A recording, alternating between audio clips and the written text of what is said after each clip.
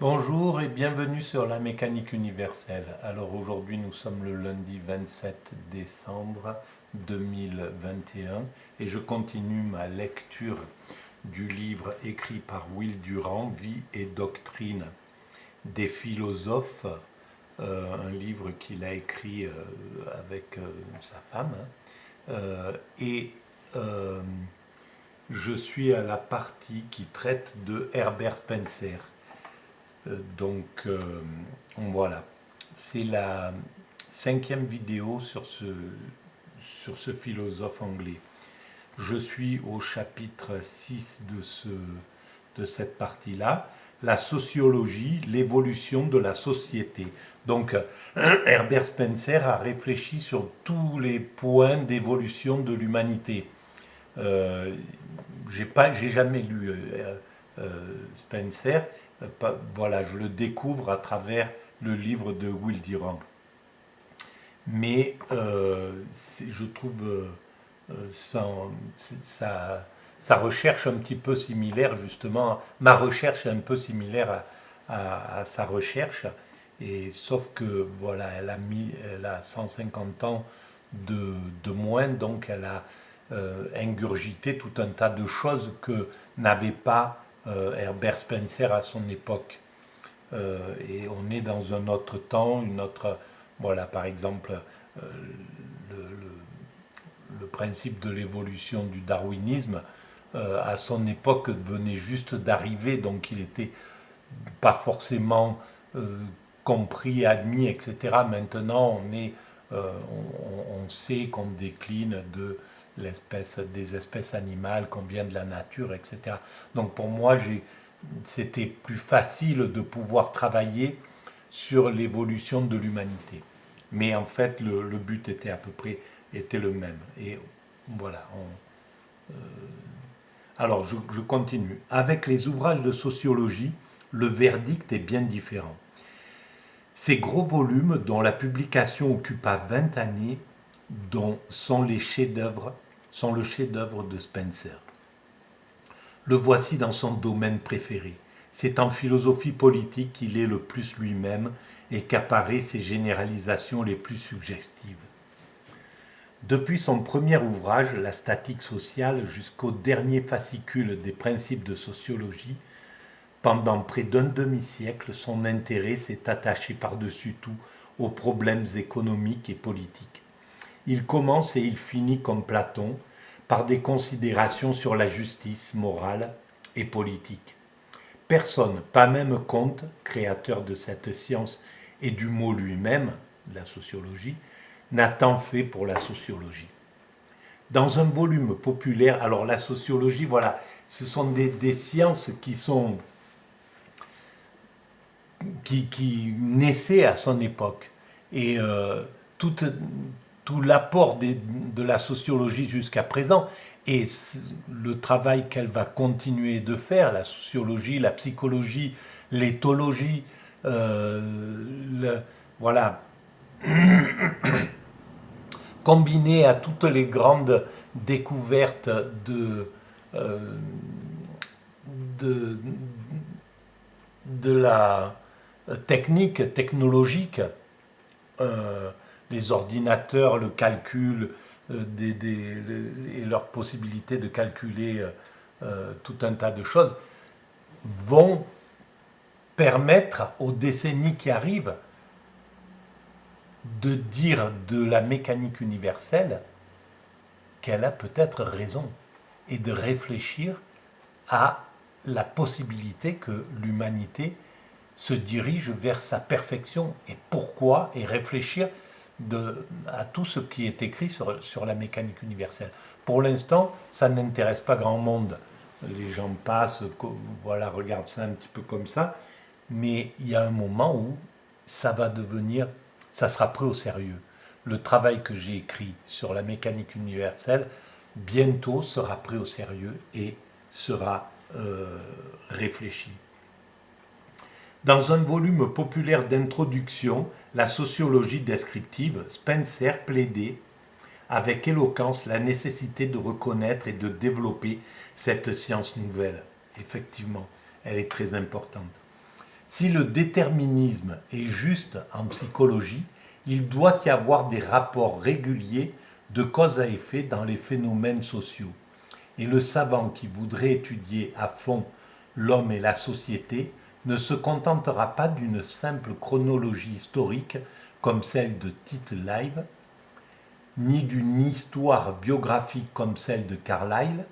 Il cherchera à découvrir dans l'histoire de l'humanité ses lignes générales de développement, ces successions de causes, ces corrélations lumineuses qui transforment le désert des faits en carte scientifique. Ce que la biographie est à l'anthropologie, l'histoire l'est à la sociologie. Il va de soi que l'étude de la société rencontre une foule d'obstacles qu'elle devra surmonter avant de mériter le nom de science. Et c'est pareil pour la mécanique universelle, elle doit surmonter une quantité d'obstacles avant de mériter le nom de science philosophique et de clé, de vérité, on va dire. Encore à ses débuts, elle se trouve assaillie par quantité de préjugés. Préjugés personnels, pédagogiques, théologiques, économiques, politiques, nationaux, religieux, et par la prétendue omniscience des ignorants. Voilà exactement ce qui a été l'époque du travail de Herbert Spencer sur l'évolution de l'humanité. Il était prisonnier un petit peu de ses préjugés, un autre monde. Par exemple, la colonisation était, bien qu'il soit un peu contre, je pense, et par rapport à la façon dont l'Occident se comportait vis-à-vis des autres peuples, des autres civilisations, il était très critique. Mais par contre, celui qui est encore plus critique, c'est Will Durant, bon, c'était les années 30, les années 20-30, mais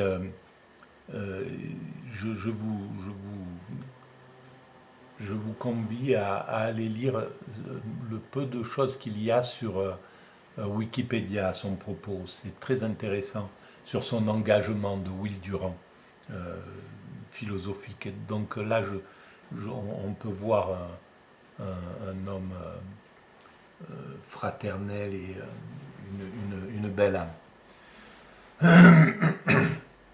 Encore à ses débuts, donc des préjugés, etc.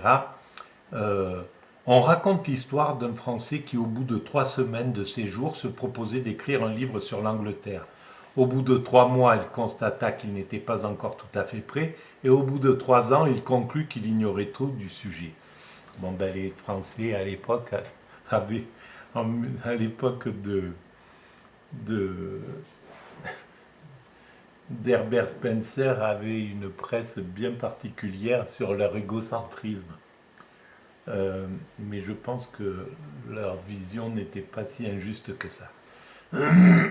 Cet homme-là était mûr pour commencer l'étude de la sociologie. Voilà. La préparation personnelle de Spencer à cet égard fut un modèle de conscience intellectuelle. Il occupa 3 secrétaires à rassembler des documents et à les classer en colonnes parallèles où figuraient les institutions domestiques, ecclésiastiques, professionnelles, politiques et industrielles de tous les peuples importants. Voilà, moi j'ai plus besoin de faire ça, mais c'est énorme le travail qu'il a réalisé. C'est quelque chose de grandiose, quoi, hein, il faut le dire. Alors maintenant, on n'a plus besoin de ça. Je pourrais effectivement faire un travail plus fouillé pour la mécanique universelle, pour démontrer tous les principes d'évolution, etc. C'était un petit peu mon but au départ, mais la tâche était trop vaste et mes moyens étaient très réduits, donc je ne l'ai pas fait. Mais maintenant, on sait qu'on peut aller sur Wikipédia.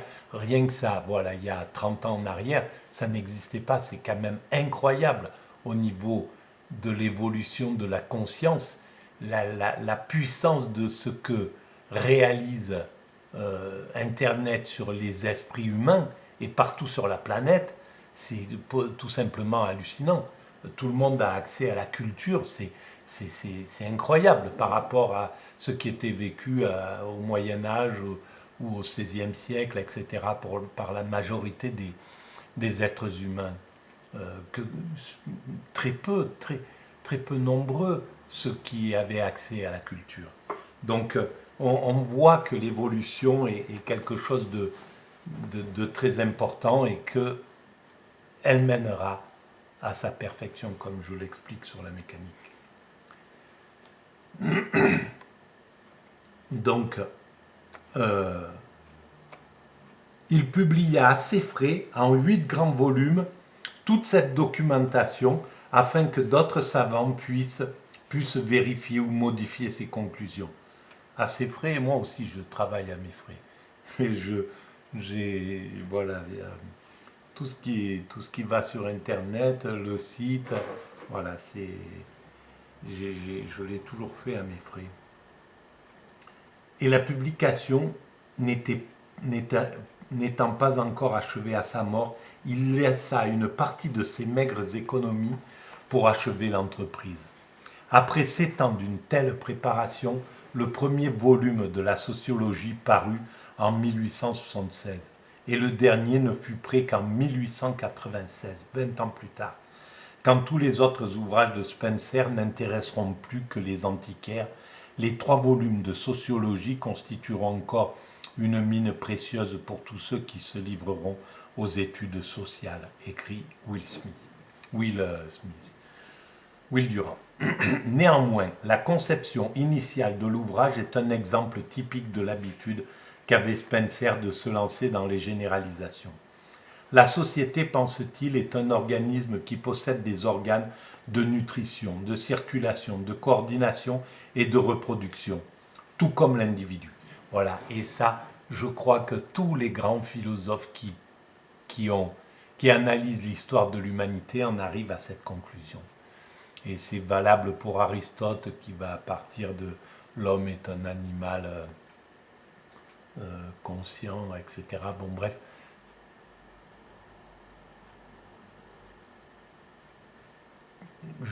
Enfin, on est forcément confronté à l'idée que l'évolution de l'humanité ressemble à l'évolution d'un individu. Et c'est pourquoi je dis que nous sortons de l'adolescence, globalement, hein, parce que d'autres civilisations, des civilisations ponctuelles, sont sorties depuis longtemps et sont dans l'âge adulte. Mais nous, l'Occident sort de son adolescence. C'est pour ça que les Américains sont comme en pleine crise d'adolescence. Ils contestent toute la pensée des civilisations de leur père, comme un adolescent le ferait, des civilisations traditionnelles, des hindous. Voilà, les hindous arrivent en disant on ne mange pas de viande, on vit comme ça, etc., etc. Et lui, en tant que fils narcissique et autoritaire, vient et dit mais si, il faut que tu manges de la viande, je vais te mettre des McDo de partout en Inde, je vais changer, faut plus que tu réfléchisses comme ça, c'est passéiste, etc. Il n'arrive pas à avoir la sagesse du père, il lui faudra du temps pour la réaliser. L'Amérique, les États-Unis sont en crise d'adolescence, et l'Europe aussi, l'Europe de la même manière, après avoir été plus adulte dans le passé. Elle a régressé au stade de l'adolescent, voilà, qui se croit supérieur, voilà, c'est l'adolescent qui peut oppresser les autres cultures, etc. Chose qu'elle a fait, que l'Occident a fait pendant les derniers siècles. Pendant sa croissance, il devient plus complexe. En devenant plus complexe, ces parties acquièrent une dépendance mutuelle plus grande. Sa durée est immense comparée à celle des unités qui le composent. Dans les deux cas, il y a intégration croissante accompagnée d'hétérogénéité croissante, de sorte que le développement de la société suit une formule de l'évolution, le progrès croissant de l'unité politique, de la famille à l'État et à la Ligue, celui de l'unité économique, de la petite industrie familiale au monopole et au cartel, et maintenant aux multinationales, celui de l'unité démographique, des villages aux bourgs et aux cités, et maintenant aux pays, aux nations et au concert des nations, et bientôt à l'unité mondiale, manifeste assurément un processus d'intégration. Et bien tout ça, c'est marrant parce que il l'avait déjà pensé. Ça s'impose quand tu réfléchis à ça. Je l'ai écrit, nous sommes partis, et j'étais persuadé d'être le premier à l'écrire. Et là, en le lisant, je me rends compte à quel point l'orgueil pour un philosophe est superflu. Parce qu'on se rend tout de suite très facilement compte que des grands penseurs avant toi l'ont déjà fait, l'ont déjà pensé, etc. Et que tu n'es que un petit bout du maillon dans une grande chaîne. Voilà, et que des grands penseurs sont passés avant toi. Tandis que la division du travail, la multiplication des professions et des métiers et l'interdépendance économique croissante de la cité et du pays et des nations entre elles illustrent amplement le développement et la cohérence de la différenciation. Voilà, il explique bien toute cette évolution. Le même principe d'intégration de l'hétérogène s'applique à tous les phénomènes sociaux, depuis ceux de la religion et du gouvernement jusqu'à ceux de la science et de l'art. Et évidemment, ça, je l'ai étudié, je l'ai laissé de façon succincte, mais la religion, ben, c'est ça, ça part de la religion tribale, le totem, à partir d'une tribu, dans une tribu, le dieu c'est le crocodile et la tribu à côté c'est le gnou. Bon, et ben voilà, il y a une séparation. Après, plusieurs tribus se réunissent et amènent chacun leur dieu dans un regroupe leur dieu, ça fait une sorte de polythéisme. C'est ce qu'étaient les Romains aussi, c'était une agglomération de plein de dieux tribaux, de plein de dieux de groupes qu'ils rentrent dans une unité.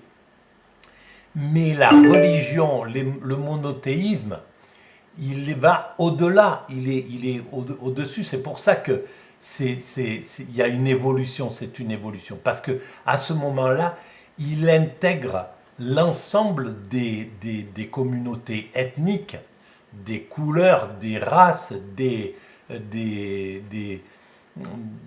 pensées, etc., au sein d'une même unité qui est la religion, le judaïsme, l'hindouisme, le christianisme, le bouddhisme, l'islam, le zen, etc., qui regroupe l'ensemble des communautés. Ça n'est plus sur l'ethnie que nous sommes mis, c'est la réunion d'un ensemble autour d'un Dieu qui est valable pour l'ensemble du groupe. Et l'unité prochaine, ça sera la réunion de l'ensemble des religions, des pensées et des spiritualités, de toutes les spiritualités asiatiques comme occidentales, derrière un principe créateur universel, seul et universel. Beaucoup ont essayé, hein. C'est le cas par exemple de la religion Baya ou des choses comme ça, mais ça va s'imposer, ça s'imposera naturellement dans des décennies, peut-être un siècle, je ne sais pas. Mais cette unité, elle est obligée de monter à ce degré-là, qui est le degré ultime. Progressivement, on est passé de la tribu à la cité, de la cité qui est la réunion des polythéistes, de tous les dieux, etc., de la cité à la nation, de la nation, etc., etc.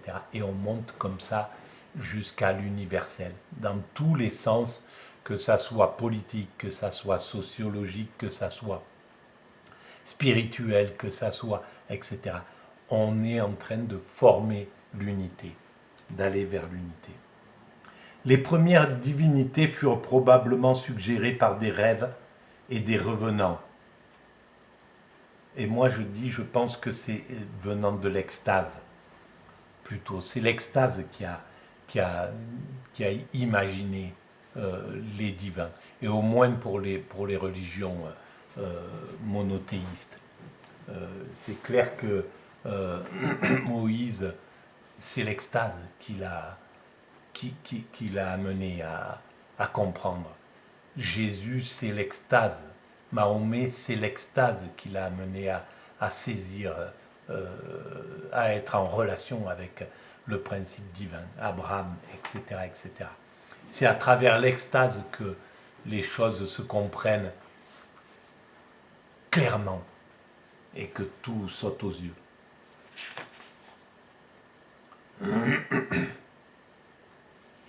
Voilà. Alors, la religion est probablement le trait central dans la vie des primitifs. Leur existence est si humble et si précaire que l'âme vit plutôt dans l'espérance des choses à venir que dans la réalité des choses visibles. Dans une certaine mesure, la religion surnaturelle s'allie avec les sociétés militaristes. Alors c'est là où ça devient aussi intéressant, cette chose-là. Mais bon, il y a une vraie vision intéressante, il a des intuitions fulgurantes, ce Herbert Spencer. Mais les sociétés militaristes, alors là, lorsque la guerre fait place à l'industrie, alors il y a la société industrielle, pour lui c'est l'Angleterre qui est dans cette société. Et les sociétés militaristes, c'est l'Allemagne, la France, etc. Et d'une certaine façon, je pense qu'il a raison par certains côtés. Et c'est pour ça que le business, l'Angleterre a été... elle n'a pas perdu de temps dans la guerre, dans le militarisme, parce que le militarisme oblige à aller dans la guerre, d'une certaine façon. Alors que l'industrie oblige à aller vers le commerce. Dans une certaine mesure, la religion surnaturelle s'allie avec les sociétés militaristes. Lorsque la guerre fait place à l'industrie, la pensée se détourne de la mort et la vie se libère des étroitesses et des formalités du despotisme pour s'élancer sur la route ouverte de l'initiative et de la liberté. C'est le libéralisme. Et c'est pour ça que l'Angleterre est un pays de libéralisme. En vérité, le changement le plus important qui se soit produit dans toute l'histoire du monde occidental, c'est la substitution graduelle du régime industriel au régime militaire. Tout à fait. Ceux qui étudient les constitutions classent généralement les sociétés d'après la forme de leur gouvernement, monarchique, aristocratique ou démocratique. Mais ces distinctions sont superficielles. La grande ligne de démarcation est celle qui sépare les sociétés guerrières des sociétés industrielles. Les nations qui vivent de la guerre de celles qui vivent de travail. Et c'est peut-être pour ça qu'on a un problème avec la démocratie. Parce que nous sommes des démocraties, la France, les États-Unis, etc., etc., mais nous sommes des sociétés guerrières. Et donc, nous ne sommes pas dans la société réellement industrielle qui privilégie le commerce, etc. Nous sommes encore extrêmement belliqueux. On perd beaucoup de temps dans le belliqueux par rapport au commerce qui amènerait une sorte d'entraîne et de paix, qui dirigerait vers la paix. Malheureusement, on n'en est pas là. L'État militaire a toujours un gouvernement centralisé et presque toujours monarchique. Et c'est clair, on est sous ce système-là. C'est pour ça qu'en France, le chef de l'État, il peut déclarer une guerre. Aux États-Unis, le chef de l'État, il peut déclarer une guerre. Il a juste besoin de s'appuyer un peu sur sa formation, etc. Mais il a quasiment de compte à rendre à personne. Et donc, on est sur un système monarchique. Parce que si c'était un système démocratique, ce serait le peuple qui déciderait de ça. Et le peuple ne déciderait jamais une guerre, parce qu'elle est à son détriment. C'est lui qui morfle le plus pendant la guerre.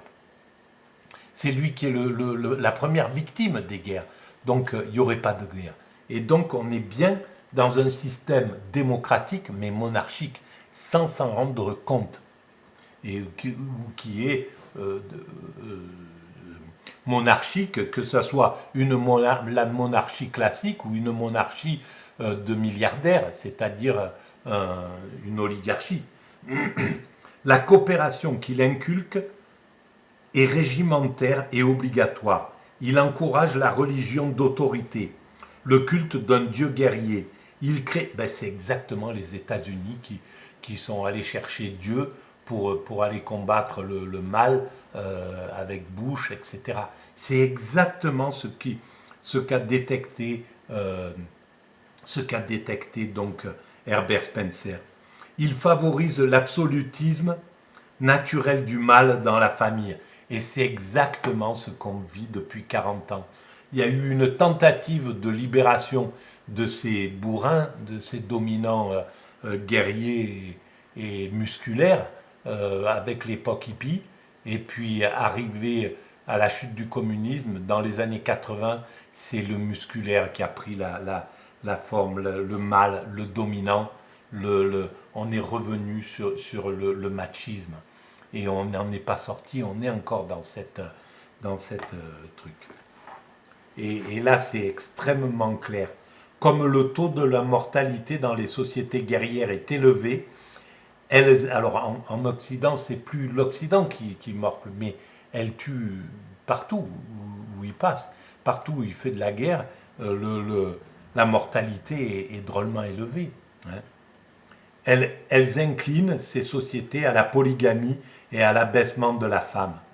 La plupart des États ont été militants parce que la guerre fortifie le pouvoir central et tend à subordonner tous les intérêts à ceux de l'État. Il s'ensuit que l'histoire n'est guère autre chose que le Newgate Calendar des nations, un rapport de vol, de trahison, de meurtre et de suicides nationaux. Le cannibalisme est la honte des sociétés primitives, mais il y a telles sociétés modernes qui sont sociophages, qui réduisent à l'esclavage et dévorent des peuples entiers. C'est exactement ce que fait l'Occident en ce moment. Voilà. Et sous couvert d'une religion, des religions dures, des religions de bourrins, en fait, des religions guerrières. Voilà, c'est derrière ces fondamentalistes que sont les Bush et compagnie qui se sont attaqués à l'ensemble du monde musulman, par exemple. Tant que la guerre ne sera pas mise hors la loi, la civilisation ne sera qu'un intermède entre des catastrophes. La possibilité d'un état social supérieur dépend au fond de la cessation de la guerre. Voilà, c'est exactement ça. Donc je vais arrêter là, mais c'est une sacrée belle réflexion quand même, celle de Spencer. Il y a une vraie belle réflexion. Voilà, merci de votre écoute, à bientôt.